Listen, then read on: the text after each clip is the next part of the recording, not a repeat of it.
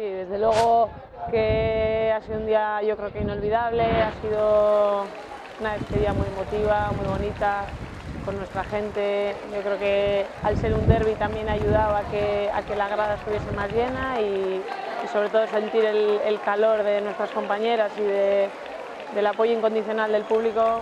Va a ser algo inolvidable, ¿no? Bueno, sí que es verdad que fue una lesión en principio, pues que a priori iba a ser un ligamento cruzado normal, que bueno, que en mi caso que ya estaba intervenida de esa misma rodilla se podía complicar un poquito, pero bueno, yo creo que ninguno pensaba, ni yo misma, por supuesto, pensábamos que al final pues iba a acabar de esta manera, ¿no? Estoy súper agradecida por lo que han hecho por mí y en este caso creo que por Amaia.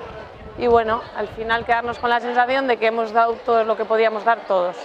Hasieratik urten garenean ja hortik bekaldetik, aguanteta, negarrik ezeiteko, eta azkenean beti zeu zer jeusten da, poli-polite. Pena da holan ustea, azkenean lesio batek kanporatutea futbol zelairi gogorra da, egia da bai, denboran zehar ja pentsaten zabiz, igual gauzak ez direla urtengo zu nahi duzun moduen, lesioa aukertuten dabilela, eta azkenean zure onerako igual da honena zelaitik kanporatutea, eta azkenean gogorra, polite. Momentu polit asko bizi izan dut, azkenean ez da bakarrik irabaztea liga bat, o ez dakit finaletara iristea.